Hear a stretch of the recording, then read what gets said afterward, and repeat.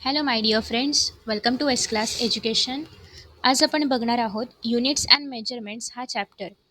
तर बेसिकली या व्हिडिओमध्ये आपण शॉर्ट नोट्सप्रमाणे काही नोट्स देखील तयार करणार आहोत आणि काही इम्पॉर्टंट गोष्टी बघणार आहोत. आय विल मेक शुअर की कुठलाही टॉपिक आपला मिस नाही होणार. Units and measurements. Okay. So units आणि मेजरमेंट्समध्ये सगळ्यात पहिला जो आपला टॉपिक आहे तो आहे युनिट्स. आता युनिट्स म्हणजे काय, एकक किंवा प्रमाण ज्याच्यामध्ये आपण काही कोणती पण गोष्ट मोजू शकतो किंवा मेजरमेंट करू शकतो एका फिजिकल क्वांटिटीचं. ओके. आता हे जे युनिट्स आहेत दोन प्रकारचे असतात, जसं की आपण मीटर म्हणतो, सेंटीमीटर म्हणतो, हे सगळे युनिट्स आहेत लेंथचे, किंवा ग्राम, किलोग्राम हे सगळे युनिट्स आहेत मासचे. ओके. त्याचप्रमाणे इतरही काही युनिट्स आहेत त्यात आपण बघणार आहोत. सगळ्यात पहिल्यांदा येतात फंडामेंटल युनिट्स. तुम्ही पण माझ्यासोबतच नोट्स पण बनवू शकता. आणि दुसरे आहेत ते म्हणजे डिराइव्ड युनिट्स. आता फंडामेंटल म्हणजे काय, जे बेसिक आहेत, जे कशापासूनही डिराईव्ह नाही केले गेले किंवा जे पहिल्यापासूनचेच आहेत, ते कोणापासूनही म्हणजे आपण असं करतो ना की pressure is equal to force by area आहे. मग फोर्सचं युनिट, एरियाचं युनिट डिवाइड करून आपण प्रेशरचं युनिट काढतो. त्याप्रमाणे असं नाही केलं आहे. हे डिरेक्ट युनिट आहे, त्याला आपण म्हणतो फंडामेंटल. हे कोणावरतीही डिपेंड नाही आहे, एक दुसऱ्यांवरतीही डिपेंड नाही आहे. मग आता याच्यामध्ये कोणते कोणते आहेत, पहिला आहे याच्यामध्ये ते म्हणजे लेंथ. लेंथचं युनिट काय आहे, मीटर. हे एस आय युनिट आहे. हे सगळे आपण एस आय युनिट्स बघतोय. एस आय म्हणजे काय, सगळीकडे मान्य असणारं असं हे युनिट आहे, असं आपण म्हणूया ह्याला. त्याच्यानंतर दुसरं आहे ते म्हणजे मास. माससाठी काय आहे, किलोग्राम. त्याच्यानंतर थर्ड थर्ड आपण घेऊया टाईम.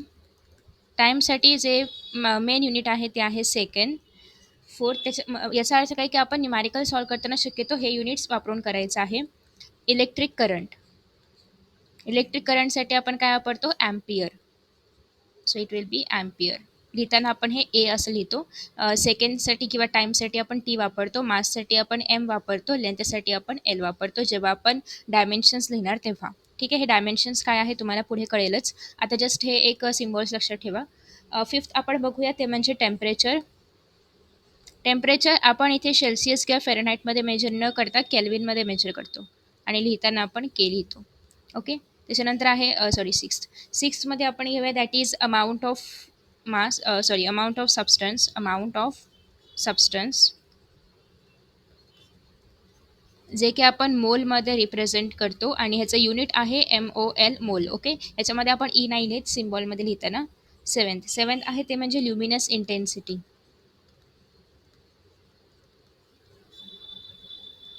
ल्युमिनस इंटेन्सिटी हा रिव्हिजन व्हिडिओ पण म्हणून तुम्ही बघू शकता, that is candela. Spelling candela. Okay, right असेल. सी डी आणि आपण हे रिप्रेझेंट करतो small C small D. Okay. So हे सगळे झाले युनिट्स.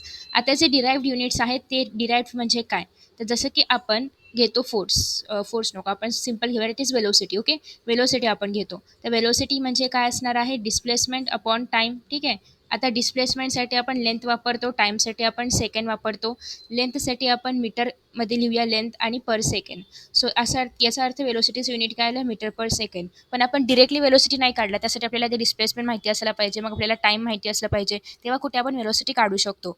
पण डिस्प्लेसमेंटसाठी असं काय माहिती नाही असायला पाहिजे. डिस्प्लेसमेंटसाठी फक्त आपल्याला लेंथ माहिती असली पाहिजे आणि टाईमसाठी फक्त आपल्याला सेकंड माहिती असली पाहिजेत. म्हणजे हे दोघं काय झाले, फंडामेंटल. आणि दोन फंडामेंटल मिळून एक डिराइव्ड युनिट बनवतात, दॅट इज वेलोसिटी. तुम्ही तर कोणतंही एक्झाम्पल घेऊ शकता. आता नेक्स्ट याच्या व्यतिरिक्त हे झाले 7 फंडामेंटल युनिट आणि असे डिराइव्ड खूप सारे आहेत. सो डिराइव्डचं आपल्याला काही आकडा वगैरे असं नाही आहे. डिराइव्ड आपण कितीही बनवू शकतो. आता दुसरं अजून एक आहे ते म्हणजे सप्लिमेंटरी युनिट्स. आता सप्लिमेंटरी युनिट्स म्हणजे काय, तर लाईक प्लेन अँगल आहे. सपोज की आपल्याकडे एक प्लेन अँगल आहे, तर तो जो प्लेन अँगल आहे तो आपण रेडियनमध्ये मेजर करतो. ओके. रेडियन तुम्हाला सगळ्यांना माहिती असेलच. मॅथ्समध्ये तुम्ही जर मॅथ्स घेतला असेल तर त्या ठिकाणी आहे, किंवा ज्याप्रमाणे तुम्ही मॅथ्स नसेल घेतलं तर ज्याप्रमाणे डिग्री आपण वापरतो, जसं की सपोज हा अँगल 30 डिग्रीचा आहे असं पण म्हणतो ना, तर डिग्रीसारखंच एक स्टँडर्ड युनिट आहे ते म्हणजे रेडियन. ते पण अँगलचं मेजरमेंट करायला वापरतात आणि लिहिताना आपण सिम्बॉल RAD असं लिहितो. दुसरं एक आहे ते म्हणजे सॉलिड अँगल. जर आपल्याला काउंट करायचं असेल, आता हे प्लेन अँगल म्हणजे काय, आपण जे कागदावर त्या अँगल ड्रॉ करतो त्याचं मेजरमेंट. सॉलिड अँगल म्हणजे काय, सपोज की आपल्याकडे एक मोठं असं कलिंगड आहे, आपण त्याला असं ते म्हणतात ना दुकानामध्ये असं स्क्वेअर शेपमध्ये कापून देतात. ओके. आणि खाली असा आतमध्ये एवढा भाग असतो. ओके. सो हे जेव्हा तुम्ही हा भाग बाहेर काढाल तेव्हा याचं जे काही ह्याचा जो काही अँगल असणार आहे त्याला आपण म्हणतो सॉलिड अँगल. ओके. एक स्पिअरचा एक भाग जेव्हा तुम्ही कापाल आणि तो जेव्हा तुम्ही बाहेर काढाल तेव्हा साधारणतः असा दिसेल. ओके. सो याचा जो अँगल असणार त्याला आपण म्हणतो सॉलिड अँगल आणि याचं युनिट आहे स्टेरेडियन. एस आर लिहितो आपण. ओके. आता हे झालं इथपर्यंत. लाईट मेजर करण्याचे अजून बरेचसे युनिट्स आहेत, लाईक पॅरलॅक्स अँगल वगैरे आपण वापरतो. For example sorry length measure करण्यासाठी. Okay, length. आता आपल्याला जर लेंथ मेजर करायची आहे, तर लेंथ मेजर करण्यासाठी आपण काय काय वापरू शकतो? लेंथसाठी मीटर तर आपण वापरतोच आहोत. त्यासोबतच डिग्री, 1 डिग्री म्हणजे किती असणार आहे? 1.745 इंटू 10⁻⁻² रेडियन. रेडियन आपण असं पण लिहितो, रेड लिहितो किंवा असं सीचा अर्थ पण काय होतो? रेडियन. पण आपण आता रेडच लिहूया. त्याच्यानंतर नेक्स्ट आहे 1 सेकंद. 1 रेश म्हणजे मिनिट, 2 रेश म्हणजे सेकंद. ओके. सो 4.85 इंटू 10⁻⁻6 रेडियनच्या आसपास ह्याची व्हॅल्यू येते. सो हे सगळे काय आहेत? लेंथ मेजर करण्याचेच वेगवेगळे हे आहेत. तुम्हाला काही एवढं डिटेलमध्ये नाही विचारलं जात, पण जस्ट एक तुम्हाला ॲटलिस्ट इन्फॉर्मेशन असावं. 1 LY. LY म्हणजे काय? Light year. 1 लाईट इयर किती असतं? 9.46 इंटू 10⁻15 म्हणजे लाईटला येण्यासाठी किती वेळ लागतो त्याला आपण म्हणणार आहोत that is 1 light year. Okay. So अजून एक आहे की सपोज तुमच्याकडे इथे एक प्लॅनेट आहे. ओके. आणि इथे तुमच्याकडे एक कुठलातरी स्टार किंवा एक कुठलातरी ऑब्जेक्ट आहे. तर एवढं डिस्टन्स किती आहे हे फाइंड आउट करण्यासाठी आपण पॅरलेक्स अँगलचा एक म्हणजे पॅरलेक्स अँगलचा एक फॉर्म्युला आपण वापरतो. सो पॅरलेक्स अँगल याच्यावरती तुम्हाला जास्त काही एक्झाम्पल्स नाही आहेत, बट महाराष्ट्र बोर्डमध्ये एक सॉल्ड एक्झाम्पल आहे, दॅट्स वाय मी तुम्हाला हे सांगते. सो पॅरलेक्स अँगल किंवा पॅरलेक्स मेथडने आपण पॅरलेक्स अँगल कसं काढायचं? तर पॅरलेक्स अँगल हे खूप लार्ज डिस्टन्ससाठी असतं, कारण तुम्ही पाहू शकता की प्लॅनेट या ठिकाणी आहे, स्टार कुठेतरी इथे आहे. सो हे डिस्टन्स खूप जास्त असतं. मग हे डिस्टन्स मेजर करण्यासाठी आपण वापरतो parallax angle is equal to basis, म्हणजे जो प्लॅनेट आहे, सपोज की या प्लॅनेटवरती आपण असू तर या प्लॅनेटचं बेसिस डिवायडेड बाय डिस्टन्स किती आहे? लाईक इथपर्यंत या स्टारपर्यंत. सो हा जो डिस्टन्स आहे तो, हे जे बेसिस आहे ते, आणि इथून असं एक अँगल तयार होतोय. सो आता इथे हा जो अँगल आहे त्याला आपण म्हणणार आहोत पॅरलेक्स अँगल. इथे पण आणि इथे पण सेमच अँगल असतो. म्हणजे एक मिनिट मी थोडा मोठा ड्रॉ करून दाखवते जेणेकरून अजून चांगला समजेल. हा आपला प्लॅनेट आहे जो की बेसिस आहे. इथे आपला स्टार आहे आणि इथून आपण असं डिस्टन्स काउंट करतोय. सो हा जो अँगल आहे that will be called as parallax angle. आणि हा जो स्टार आहे इथून हे जे एवढं एवढं जे काही लेंथ आहे त्याला आपण म्हणणार आहोत डिस्टन्स. ओके. सो असं आपण पॅरलेक्स अँगल फाइंड आउट करतो. ओके. नेक्स्ट आपण काय बघूया? चलो. अजून एक तुम्हाला measurement of mass, measurement of time दिलं असेल तुमच्या टेक्स्टबुकमध्ये, ते काय एवढं इम्पॉर्टंट नाही आहे. त्याच्यामध्ये एवढंच आहे की मेजरमेंट ऑफ मास आपण इलेक्ट्रॉनचं मास काय आहे, अर्थचं मास काय आहे, युनिवर्सचं मास काय आहे, ते तुम्हाला कुठे शक्यतो विचारलं जात नाही. सो इवन तुम्ही ते स्किप केलं तरी पण चालेल. नेक्स्ट आहे ॲक्युरेसी म्हणजे काय आणि प्रेसिजन म्हणजे काय. युजुअली हे जे दोन शब्द आहेत आपण इतर ठिकाणी एकच म्हणून वापरतो, म्हणजे सेम अर्थासाठी वापरतो, पण फिजिक्समध्ये आपण असं वापरू शकत नाही. तर बेसिकली आपण कोणतीही काही मेजरमेंट करतो. फॉर एक्झाम्पल आपण 2-3 मुलांची हाईट बघतोय आणि सपोज की एकाची हाईट आहे 150 सेंटीमीटर, एकाची हाईट आहे 152 सेंटीमीटर, एकाची हाईट आहे 148 सेंटीमीटर, असे 3 मुलांची हाईट आहे. ठीक आहे. आणि सपोज की आपण एक काहीतरी कॉम्पिटिशन ठेवलेलं आहे आणि त्याच्यामध्ये 150 सेंटीमीटर हाईट असणाऱ्याच मुलांना फक्त अलाउड केलं जातं. ठीक आहे. 150 सेंटीमीटर हाईट असलेल्या मुलांना फक्त अलाउ केलं जातं, बाकी 148 152 वाले आपल्याला नको आहेत. मग आता ॲक्युरेसी म्हणजे काय? तर तुम्ही जर पाहिलं तर 150 मुलांना म्हणजे 150 हाईटच्या मुलाला आतमध्ये एंट्री दिली जाते आणि याची 150 हाईट आहे, म्हणजे हा याच्यामध्ये गेला. म्हणजे ही काय आहे? ॲक्युरेट व्हॅल्यू आहे जी आपल्याला पाहिजे. ओके. आता हे झालं वरच्यावर एक्झाम्पल. अजून डीपमध्ये जायचं म्हटलं तर एकाची हाईट आहे 149.8, आपल्याला 150 अपेक्षित आहे. एकाची हाईट आहे 149.8, एकाची हाईट आहे 150.0, एकाची हाईट आहे 151.1, एकाची हाईट आहे 152.0. ओके. आता मला 150 अपेक्षित आहे, म्हणजे अर्थात हे 150 तर या ठिकाणी जाणार आहे. त्यासोबतच ही पण व्हॅल्यू जाऊ शकते, कारण हे खूप जवळ आहे ना, म्हणजे 150च्या खूप जवळ आहे. सो अगदी ॲक्युरेट नाही, पण आपण म्हणूया की याला जर मी अजून 149.89 जर मी या ठिकाणी केलं तर अल्टिमेटली हे 149.9 बनेल, जे की 150च्या खूप जवळ आहे. कळतंय ना मी काय म्हणते ते? म्हणजे आपल्याला किती जवळ व्हॅल्यू मिळते या हव्या असणाऱ्या व्हॅल्यूच्या. 149.89 ही व्हॅल्यू खूप जवळ आहे की नाही 150च्या. त्याच्यामुळे हा पण एखाद्या वेळेस मुलगा त्या ठिकाणी चालू शकतो किंवा त्या हाईटचं पण एखादं स्टुडंट तिथे चालू शकतं. याचा अर्थ ही काय आहे? ॲक्युरेट व्हॅल्यू आहे. ॲक्युरेट म्हणजे काय की आपल्या व्हॅल्यूच्या किंवा आपल्याला हव्या असणाऱ्या व्हॅल्यूच्या किती क्लोज व्हॅल्यू आहे त्याला आपण म्हणतो ॲक्युरेट. इवन 151.1 जे आहे तर हे पण या ठिकाणी आपण घेऊ शकतो किंवा एक्सेप्ट करू शकतो, कारण ही व्हॅल्यू कशी आहे? या व्हॅल्यूच्या खूप जवळची आहे. ओके. 150.1 किंवा 150.9, 150.8 या व्हॅल्यू कशा आहेत? त्याच्या थोड्याफार जवळच्या आहेत, तर यांना आपण म्हणू शकतो की या कशा आहेत? ॲक्युरेट व्हॅल्यू आहेत. पण आता माझ्याकडे मला पाहिजे 150 सेंटीमीटर आणि माझ्याकडे व्हॅल्यूज कशा आहेत 140.5, 165.95, ओके, 150.750, त्याच्यानंतर आहे 140.8950. ओके, सो बेसिकली हे काय लिहिलं मी, या व्हॅल्यूज कुठल्याच व्हॅल्यू ही सोडली तर कुठलीच व्हॅल्यू जी आहे तर ती 150च्या एकदम जवळपास पण नाही आहे. मग याचा अर्थ ही व्हॅल्यू काय झाली माझी ॲक्युरेट व्हॅल्यू, कारण ही याच्या जवळपास आहे. मग आता मला प्रिसाईज व्हॅल्यू निवडायची आहे. प्रिसिजनमध्ये काय प्रिसाईज व्हॅल्यू. प्रिसाईज व्हॅल्यू म्हणजे काय, भलेही ते याच्या आसपास नसेलही, म्हणजे कुठेही आसपास नाही आहे, पण ती व्हॅल्यू खूप डिटेलमध्ये सांगितलेली आहे, त्याला आपण म्हणतो प्रिसाईज व्हॅल्यू. असं गरजेचं नाही की प्रिसाईज व्हॅल्यू जी आहे तर ती ॲक्युरेट व्हॅल्यू असेल किंवा जी ॲक्युरेट व्हॅल्यू आहे त्या ती प्रिसाईज व्हॅल्यू असेल, असं काही गरजेचं नाही. आता या चौघांपैकी माझी प्रिसाईज व्हॅल्यू आहे ही. तुम्ही म्हणाल कसं काय, हे तर याच्या जवळपास पण नाही आहे, खूप 10 सेंटीमीटरचा डिफरन्स आहे, तरी पण ही प्रिसाईज आहे, कारण ही व्हॅल्यू खूप डिटेलमध्ये सांगितलेली आहे. त्याच्यामुळे या चौघांपैकी मी असं म्हणू शकते की ही व्हॅल्यू कशी आहे, प्रिसाईज आहे. जेवढे डेसिमल जास्त सांगितली जाईल तेवढी ती व्हॅल्यू प्रिसाईज असते. ओके, आता मी जर हे इरेज केलं आणि माझ्याकडे फक्त या 3च व्हॅल्यू असतील तर याचा अर्थ काय होतो की ही व्हॅल्यू ॲक्युरेट पण आहे, ही व्हॅल्यू प्रिसाईज पण आहे, कारण या तिघांपैकी ही व्हॅल्यू जास्त डिटेलमध्ये सांगितलेली आहे. पण जरुरी नाही असं दरवेळी की तुमची जी ॲक्युरेट व्हॅल्यू असेल ती प्रिसाईज असेल किंवा जी प्रिसाईज असेल ती ॲक्युरेट असेलच असं नाही. पण आता या कंडिशनमध्ये मी तुम्हाला असं सांगितलेलं आहे की हीच व्हॅल्यू सगळ्यात ॲक्युरेट पण आहे आणि सगळ्यात प्रिसाईज पण आहे, कारण ही जास्त डेसिबलमध्ये सांगितलेली आहे. सो आय होप तुम्हाला कळलं असेल. ॲक्युरेसी म्हणजे काय, जी व्हॅल्यू अपेक्षित आहे त्याच्या आसपासची व्हॅल्यू असणं. प्रिसाईज व्हॅल्यू म्हणजे काय, खूप डिटेलमध्ये व्हॅल्यू असणं, त्याला आपण म्हणतो प्रिसाईज. प्रिसाईज म्हणजे खूप डिटेलमध्ये किंवा खूप जास्त इन्फॉर्मेशन प्रोव्हाइड करणारं असं समथिंग. ओके, सो हे झालं आपल्या दोन कन्फ्युजनचे पॉईंट्स क्लिअर. नेक्स्ट आता आहे, आपण जेव्हा एखादी व्हॅल्यू मेजर करतो, जसं की मी तुम्हाला सांगितलं 150 अपेक्षित आहे, पण सगळ्याच मुलांची हाईट 150 असणार का, नाही, काहींची 150.2 असेल, 150.3 असेल. मग बेसिकली हे जर मी इथून सबट्रॅक्ट केलं तर मला 0.2चा डिफरन्स मिळतोय. म्हणजे थोडक्यात आपण कन्सिडर करूया की मला 0.2ची काय मिळते, एरर मिळते. ठीक आहे, किंवा तुम्ही एखादं केमिकल घेतलेलं आहे आणि त्याच्यामध्ये तुम्ही दुसरं एखादं केमिकल मिक्स केलं आहे, पण बऱ्याचदा आपण एकदम सेम एकदम डॉट अमाऊंटमध्ये ते केमिकल घेऊ नाही शकत किंवा ते मिक्स पण नाही करू शकत, कारण आपण ह्युमन बिंग्स आहोत. काही ना काही थोडीफार 0.5, 0.2, 0.1 मिलीमीटर किंवा मिलीलिटरची वगैरे एरर त्या ठिकाणी होऊ शकते सोल्युशन मिक्स करताना. मग हे जी काही एरर आहे त्या ती दोन प्रकारचे असतात. ARROR, एरर की स्पेलिंग में एरर हो गया. ओके, सो ही जी एरर आहे तर ती दोन प्रकारची असू शकते. सो पहिली एरर आपण बघूया सिस्टमॅटिक. तुम्ही म्हणाल एररमध्ये पण प्रकार आहेत. येस, ऑफकोर्स, गलती में भी प्रकार होते हैं. सो पहिली आहे सिस्टमॅटिक एरर, दुसरी आहे random error. Random, okay. So basically आता या ठिकाणी सिस्टमॅटिक एरर म्हणजे काय, सिस्टमॅटिक एरर म्हणजे काय, इन्स्ट्रुमेंटमुळे प्रॉब्लेम झाला, आपला इन्स्ट्रुमेंट खूप जुना पुराणा होता आणि ते जे आहे तर त्याने प्रॉपर मेजरमेंट नाही दाखवलं, तर ती इन्स्ट्रुमेंटल एरर काय होती, सिस्टमॅटिकमध्ये येते. दुसरी आहे एक्सपेरिमेंटल.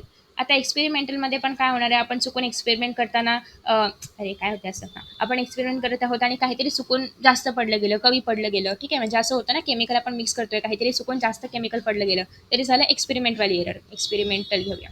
आणि नेक्स्ट आहे पर्सनल एरर. आता पर्सनल एरर काय असते की, म्हणजे मी एक्सपेरिमेंट करते पण मला त्याची सही म्हणजे बरोबर मेथड नाही माहिती आहे, ठीक आहे, सही मेथड मुझे पता नाही उसका. मग मी काय केलं, आधी काहीतरी वेगळं केमिकल ॲड केलं, मग नंतर वेगळंच काहीतरी ॲड केलं, जे की चुकीची मेथड होती, त्याच्यामुळे अर्थात माझं रिझल्ट पण चुकीचं येऊ शकतं. मग ते काय झालं, personal error, lack of understanding किंवा लॅक ऑफ नॉलेज. ओके, त्याला आपण म्हणूया पर्सनल एरर.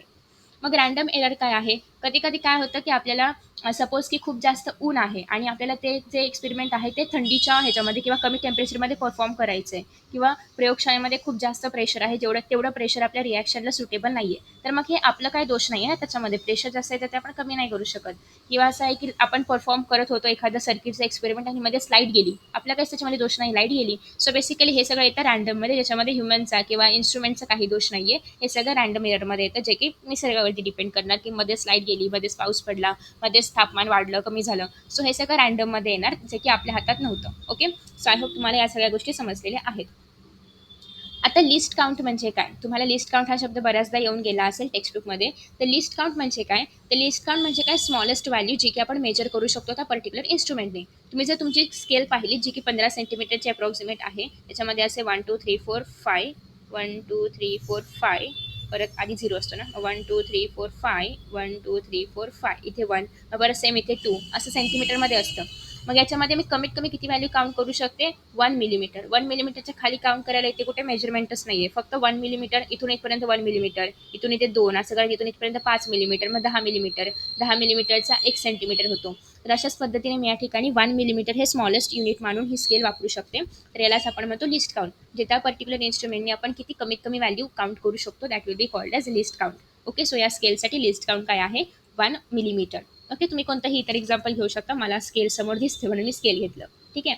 आता ही जी एरर आहे याच्यामध्ये जर काही एरर झाली किंवा काउंट करताना काही बिघडलं तर ते सिस्टमॅटिक एरर असणार आहे, कारण सिस्टमचा दोष असणार आहे. जर लिस्ट काउंट कमी जास्त झाला तर तुमचा दोष नसणार आहे.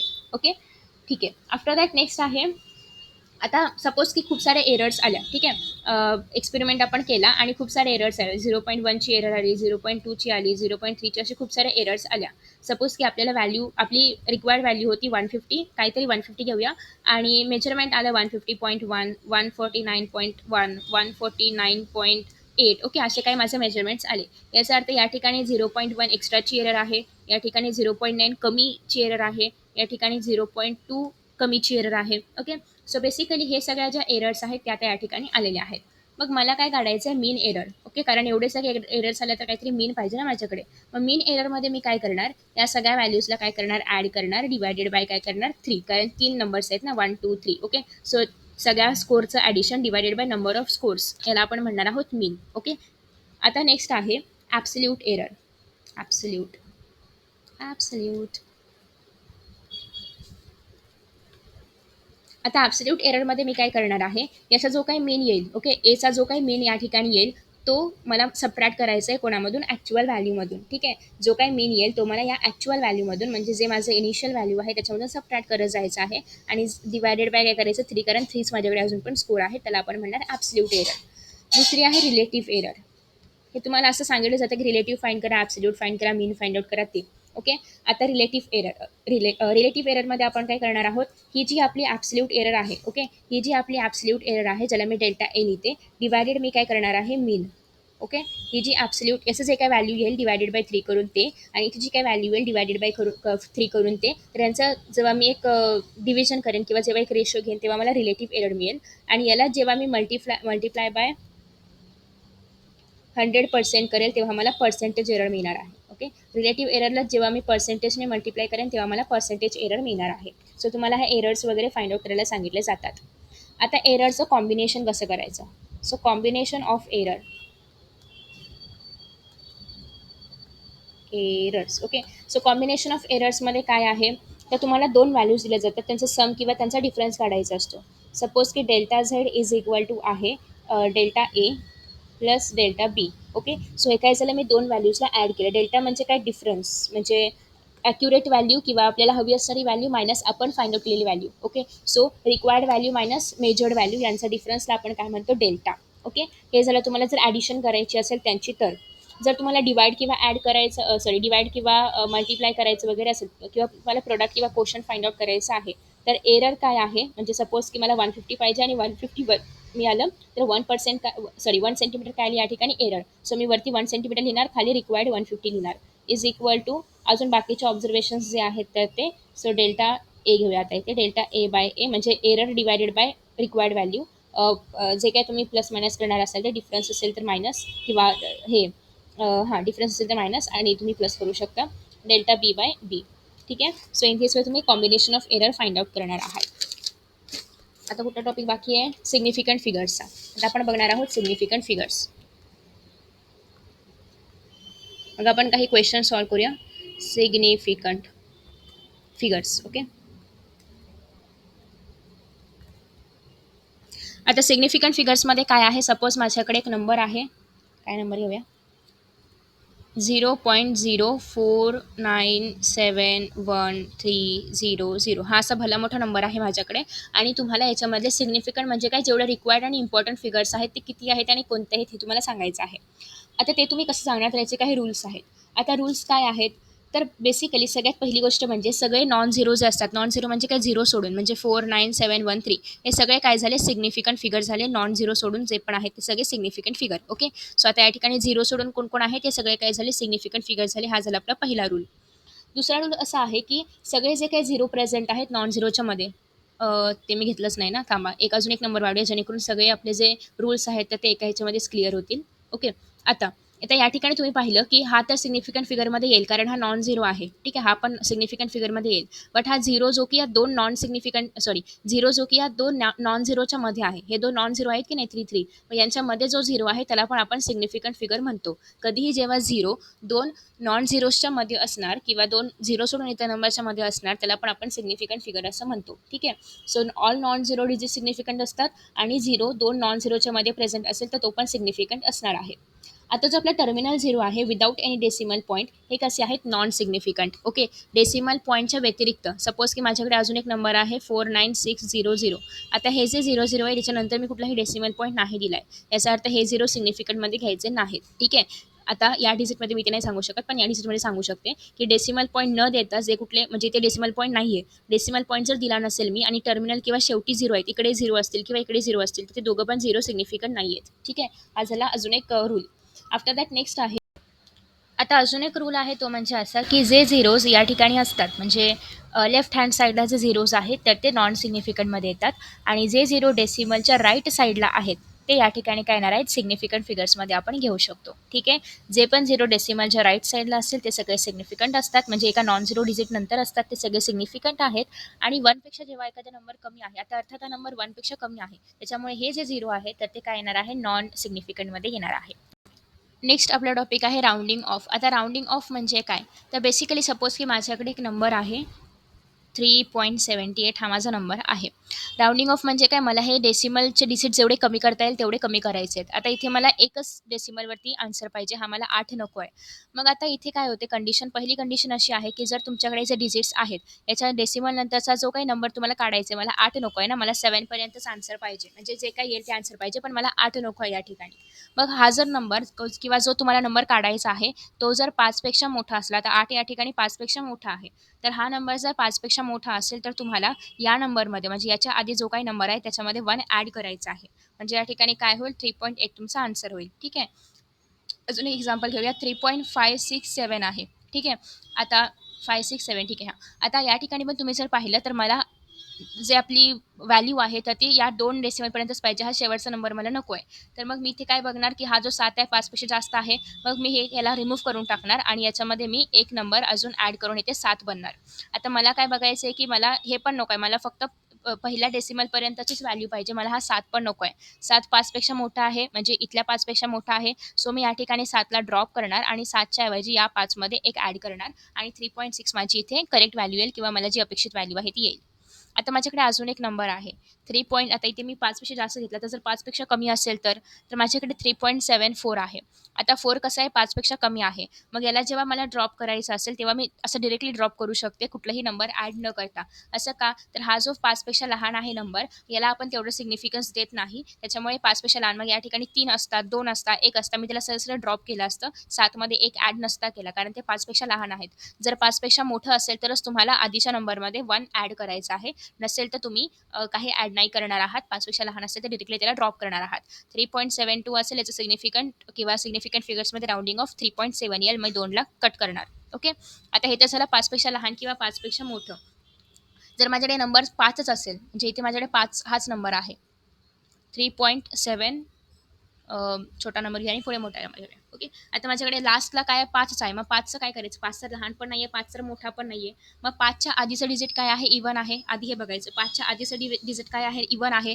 जर 5च्या आधीचं डिजिट इवन असेल तर या ठिकाणी आपल्याला 5 आहे असं ड्रॉप करायचं काहीच बदल न करता. पण माझ्याकडे जर असा नंबर आहे 3.775, आता या ठिकाणी 5च्या आधीचं डिजिट काय आहे, ऑड आहे. जेव्हा 5च्या आधीचं डिजिट ऑड असेल तेव्हा मला याच्यामध्ये 1 ॲड करायचं आहे म्हणजे हे 3.78 होणार. ठीक आहे, अजून आपण एखाद 2 एक्झाम्पल्स घेऊया, इथे घेऊया. ठीक आहे, माझ्याकडे आहे अरे हां, हे मोठं गेल्यानंतर पेनची साईज पण छोटी करावी लागेल, कॉमन सेन्स. ओके, सो माझ्याकडे आहे 3.765 घेऊया. ठीक आहे, 3.765. आता याच्यामध्ये 5 शेवटी आहे, 5च्या आधीचा नंबर कसा आहे, इवन असेल. जर आधीचा नंबर इवन असेल तर या ठिकाणी आपण काहीच चेंजेस न करता आहे असं 5ला ड्रॉप करणार आहोत. पण जर 5च्या आधीचा नंबर ऑड असेल, 5च्या आधीचा नंबर काय आहे, ऑड आहे, तर मग आपल्याला या आधीच्या नंबरमध्ये एक ॲड करायचं आहे. आता जेव्हा तुम्ही 9 मध्ये एक ॲड कराल तेव्हा हे 10 बनेल. 10चा 1 कुठे येईल, 7 कडे येईल म्हणजे हे 80 होईल. ओके, 3.80 असं याचा आन्सर येईल. सो अशा पद्धतीने आपण राऊंडिंग ऑफ जे आहे तर ते करतो. तर इथे आपले सगळे जे ॲक्च्युअल टॉपिक्स आहेत आपल्या चॅप्टरचे तर ते संपलेले आहेत. तुम्हाला आता काही डायमेन्शन्स वगैरे फाइंड आउट कसं करायचं हे मी सांगते. आता जे आपण डायमेन्शन्स फाइंड आउट करणार आहोत त्याचे काही लिमिटेशन्स आहेत. प्रत्येक वेळी हे डायमेन्शन्स बरोबर असेल असं नाही. हे फक्त आपल्याला एक फॉर्म्युला कसा तयार होतो किंवा फॉर्म्युला कसा बनतो हे सांगण्यासाठीचे डायमेन्शन आहे. प्रत्येक वेळी हे डायमेन्शन बरोबर असणारच असं नाही. काही असे पण युनिट्स आहेत ज्यांना डायमेन्शन नाही आहे. ओके, सो हे डायमेन्शनचे काही लिमिटेशन्स आहेत.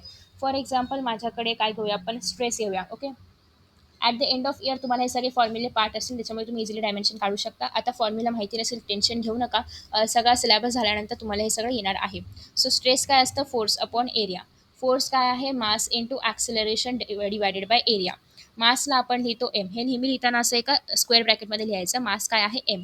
ॲक्सिलरेशनला आपण कसं लिहू शकतो, acceleration is equal to velocity by time. वेलोसिटीला आपण कसं लिहू शकतो, velocity is equal to distance by time divided by time. म्हणजे हे कसं होईल, डिस्टन्स बाय टाईमचा स्क्वेअर. हे कळते ना. मी काय करते, ॲक्सिलरेशनला मला जितक्या सिम्पल क्वांटिटीमध्ये लिहिता येईल तितक्या सिम्पल क्वांटिटीमध्ये लिहायचं आहे. सो ॲक्सिलरेशन म्हणजे काय, वेलोसिटी बाय टाईम. आता वेलोसिटी फंडामेंटल आहे का नाही, मग वेलोसिटीचे फंडामेंटल्स काढायचे. वेलोसिटी म्हणजे काय, डिस्प्लेसमेंट अपॉन टाईम. आता हा टाईम काय होईल, मल्टिप्लाय होईल. So D by T square. D म्हणजे काय, तर डिस्टन्स. डिस्टन्स म्हणजेच काय, लेंथ. लेंथला मी काय लिहिणार, ए. टी म्हणजे काय, टाईम. टाईमसाठी आपण एस आय काय पाहिलं होतं, सेकंड पाहिलं होतं. पण लिहिताना आपण कसा लिहितो, टी लिहितो. सो इथे काय होणार आहे, टीचा स्क्वेअर. आता मग इथे मी ॲक्सिलरेशनच्या ऐवजी लिहू शकते एल डिवायडेड बाय टीचा स्क्वेअर. ओके, नेक्स्ट आहे फोर्स अपॉन एरिया ना. एरिया म्हणजे काय, एरिया म्हणजे काय असतं, लेंथचा स्क्वेअर असतं. Length into length is equal to area. So या ठिकाणी मी एलचा स्क्वेअर लिहिणार आहे. ठीक आहे. आता इथे वरती पण एल आहे, खाली पण एल आहे. एक एल कॅन्सल होईल म्हणजे M divided by L T square असं आपलं काय आलं, फोर्सचं सॉरी स्ट्रेसचं डायमेन्शन आलं. आता या ठिकाणी मला काय करायचं आहे, हे दोघांना वरती घ्यायचं आहे. म्हणजेच निगेटिव्हमध्ये येतील ना, कारण कुठलाही आपण डेसिमलमधला सॉरी डिवायडेडमधला जो डिनोमिनेटर असतो तो वरती घेतला तर तो काय, तो निगेटिव्हमध्ये येतो. आणि टी रेस टू पण -2. So M L -2 M L -1 T raise to -2 हे काय आले, स्ट्रेसचे तुमचे डायमेन्शन्स. हे तुम्हाला एक्झाममध्ये फाइंड आउट करायला विचारलं जातं. मग तुम्हाला काय करायचं आहे, जितक्या कमी युनिटवरती शक्य असेल. फोर्सला आपण मास इंटू ॲक्सिलरेशन, ॲक्सिलरेशनला वेलोसिटी अपॉन टाईम, वेलोसिटीला डिस्प्लेसमेंट अपॉन टाईम. हे रफ वर्क तुम्हाला करायचं आहे आणि मग तुम्हाला या सगळ्या व्हॅल्यूज या तुम्हाला पेपरमध्ये लिहून दाखवायच्या असतात. ठीक आहे. आफ्टर दॅट अजून एक घेऊया आपण, ग्रॅव्हिटेशनल कॉन्स्टंट घेऊया, जी ची व्हॅल्यू. जी आपण कसं काढतो, force is equal to gravitational constant M1 M2 by R square अशी आपण जीची व्हॅल्यू काढतो. ठीक आहे. मग आता इथे मला ग्रॅव्हिटेशनल कॉन्स्टंट पाहिजे, मग मी जीला इकडे शिफ्ट करते, फोर्सला इकडे शिफ्ट करते. सो जीला जेव्हा मी इकडे शिफ्ट करेन तेव्हा force R square divided by M1 M2. म्हणजे मला जी काढायचं ना, ग्रॅव्हिटेशनल कॉन्स्टंट काढायचं आहे. सो मी बाकीच्या एका साईडला शिफ्ट करणार. आता फोर्सचं आपण काय काढलं होतं इथे, कुठे गेला फोर्स, हां. फोर्स या ठिकाणी काय आहे, M L T raise to -1. So M L T raise to -2. So हे काय आहे, फोर्स आहे. आता आर स्क्वेअर म्हणजे काय, लेंथचा square. So L square divided by M1 M2 हे काय, दोन्ही पण मास. सो मास मास लिहायचं. हा मास या मासला कॅन्सल करेल. आता इथे काय उरलं, एल इंटू एल -2 आहे. ओके, एल इंटू एल -2 आहे. ठीक आहे. सो इथे काय झालं, डिस्टन्सचं स्क्वेअर म्हणजे एल इंटू सॉरी हा टी आहे ना, सॉरी एल इंटू प्लस एलचं स्क्वेअर आहे. सो याची पॉवर 1 याची पॉवर 2 असं मिळून या ठिकाणी काय होईल, एलची पॉवर 3 म्हणजे एल क्यूब झाला आहे. राईट. आफ्टर दॅट नेक्स्ट आहे, एक मास खाली उरलेला आहे. याला जर मी वरती घेतला तर हा मायनसमध्ये येईल कारण डिनॉमिनेटरला मी न्युमॅरेटरमध्ये घेते. आफ्टर दॅट इथे काय उरले, टी आणि टीचा raise to -2. So T raise to -2. So हे काय झालं, जीचे डायमेन्शन्स. अशा पद्धतीने तुम्हाला डायमेन्शन्स फाइंड आउट करायचे असतात जे की तुम्हाला एक्झाममध्ये काढण्यासाठी विचारलं जातं. सो इन दिस वे आपला टॉपिक संपलेला आहे. डायमेन्शनल अनालिसिसचे काही पॉईंट्स आहेत जसं मी तुम्हाला सांगितलं. हे तुम्हाला डायमेन्शनल इक्वेशन चेक करण्यासाठी वापरलं जातं. बट हे प्रत्येक वेळी बरोबर असणार असं नाही. आपण असं नाही सांगू शकत की हे बरोबर आलं म्हणजे हाच त्याचा फॉर्म्युला असेल असं नाही आहे. हे फक्त एक क्रायटेरिया आहे बघण्याचं की फॉर्म्युला काय येऊ शकतो, पण प्रत्येक वेळी हे बरोबर असेल असं नाही. दुसरं, जेव्हा मी kinetic energy is equal to half mv² घेते तेव्हा इथे हाफचं डायमेन्शन मी नाही काढत. मग काय करणार, मी फक्त mv² डायमेन्शन काढते कारण हाफचं डायमेन्शन काढता येत नाही, कॉन्स्टंट व्हॅल्यूचं डायमेन्शन नाही काढता येत. लाईक पाय असेल, पायचं डायमेन्शन आपण नाही काढू शकत. ठीक आहे. सो अशा वेळेस या लोकांना आपण स्किप करायचं असतं आणि फक्त mv² जे काही डायमेन्शन असेल तेच कायनेटिक एनर्जीचं असतं. तुम्ही जर बघितलं तर kinetic energy, potential energy, total energy, कुठलीही एनर्जी या सगळ्यांचं डायमेन्शन सेम येतं. ठीक आहे. सो आणि ज्या व्हॅल्यूज आपण सपोज की A is equal to K X plus Z Y अशी माझ्याकडे काहीतरी एक इक्वेशन आहे. आता याच्यामध्ये K X plus Z Y मी तेव्हाच करू शकते जेव्हा के एक्स आणि झेड वायचे डायमेन्शन सेम असेल. म्हणजे याचं जर लेंथ सपोज याचं जर लेंथ डायमेन्शन असेल आणि याचं पण जर लेंथ डायमेन्शन असेल तेव्हाच मी या दोघांना ॲड करू शकते. म्हणजे जेव्हा दोघांचं डायमेन्शन सेम असतात तेव्हाच आपण त्या 2 युनिट्सला ॲड करू शकतो. Okay. So in this way आपण या चॅप्टरमध्ये सगळे काही टॉपिक्स कव्हर केलेले आहेत. आता काही बाकी नाही आहे. जे इम्पॉर्टंट आहे ते सगळं आपण पाहिलेलं आहे. बाकी जे काही उरलेलं असेल एररमधलं थोडीशी ॲनालिसिस डीपमध्ये तुमच्या बुकमध्ये दिलेलं आहे ते तुम्ही हवं तर रीड करू शकता. पण ज्या बेसिक कॉन्सेप्ट्स आहेत त्या आपण पाहिलेल्या आहेत. आय होप तुम्हाला हा व्हिडिओ आवडला असेल आणि तुमचे ते सगळे कॉन्सेप्ट जे आहेत ते क्लिअर होतील. हां, एक टॉपिक बाकी आहे आपला वर्नियर कॅलिपरचा, तो पण घेऊन टाकूया आता आठवलंच तर. तसंही ते आपल्या बुकमध्ये नाही आहे, बट तरीसुद्धा तुम्हाला जर काही क्वेश्चन सॉल्व्ह करायचे असतील, हे नीट आणि जेडीबलमध्ये तुम्हाला बघायला मिळेल. महाराष्ट्र बोर्डमध्ये हे नाही आहे. ओके, बट तरीही आपण बघूया. सो वर्नियर कॅलिपरसाठी तुम्हाला सगळ्यात पहिल्यांदा म्हणजे लिस्ट काउंट फाइंड आउट करण्यासाठी सांगितलं जातं. लिस्ट काउंट म्हणजे काय, मिनिमम आपलं किती काउंट असेल वर्नियर कॅलिपर फाइंड आउट करण्याचा. आता मी या ठिकाणी फक्त फॉर्म्युला तुम्हाला सांगते, कारण महाराष्ट्र बोर्डला हे नाही आहे. पण तुम्हाला जर डिटेलमध्ये कॉन्सेप्ट हवी असेल तर मी सेपरेट व्हिडिओ त्याचा अपलोड करेन. ठीक आहे. सो आता फक्त मी तुम्हाला फॉर्म्युला सांगते, लक्षात ठेवायचं असेल तर ठेवू शकता. सो लिस्ट काउंट जेव्हा फाइंड आउट करायचं असेल तेव्हा आपण असं करतो, main scale division minus vernier scale division. आता जेव्हा आपलं हे सपोज की वर्नियर कॅलिपर असं समथिंग आहे, तर याची जी मेन स्केल असते ती आहे वरची स्केल जी मी ड्रॉ केली आहे, आणि ही आहे vernier scale. Okay. So main स्केलवरचं डिव्हिजन किती आहे, वर्नियर स्केलवरचं डिव्हिजन किती आहे, हे जेव्हा तुम्ही सबट्रॅक्ट कराल तेव्हा तुम्हाला या ठिकाणी लिस्ट काउंट मिळणार आहे. दुसरी गोष्ट, तुम्हाला स्क्रू गेज पण असतो, हे पण मी तुम्हाला डिटेलमध्ये शिकवेन. आता जस्ट एक फॉर्म्युला फक्त लक्षात ठेवायचा म्हणून ठेवू शकता. एक डिटेल व्हिडिओ मी अपलोड करणारच आहे. सो आता स्क्रू गेजमध्ये काय असतं, अगेन एक इन्स्ट्रुमेंटच आहे मेजरमेंटचं. याची तुम्हाला पीच वगैरे विचारली जाते. ठीक आहे. सो पीचला तुम्ही काय म्हणणार आहात, circular scale division multiply by जो काही लिस्ट काउंट येईल तो. आता हे कसं काय फाइंड आउट करायचं, स्क्रू गेज काय असतं हे मी एक डिटेल व्हिडिओमध्ये सांगेन. सो आता फक्त एकदा ऐकून ठेवा जेणेकरून तुम्हाला त्यावेळेस हे क्लिअरली समजेल. ओके. सो हे पीचचा एक फॉर्म्युला आहे, याच्यावरतीच प्रश्न येऊन गेलेले आहेत. बाकी ह्याच्यामध्ये काही क्वेश्चन्स नाही विचारले जात, हे मी तुम्हाला नेक्स्ट व्हिडिओमध्ये सांगेनच. सो आय होप की तुम्हाला हा व्हिडिओ आवडलेला आहे. Thank you so much for watching this video and see you in the next video. Bye bye.